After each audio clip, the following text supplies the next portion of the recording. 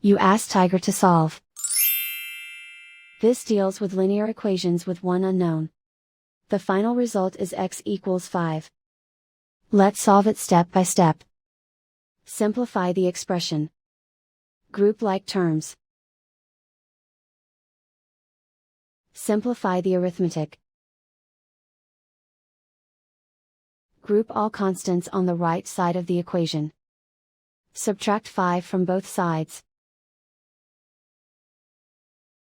Simplify the arithmetic.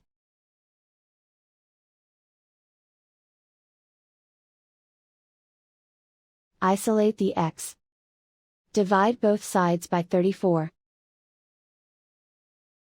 Simplify the fraction. Find the greatest common factor of the numerator and denominator. Factor out and cancel the greatest common factor.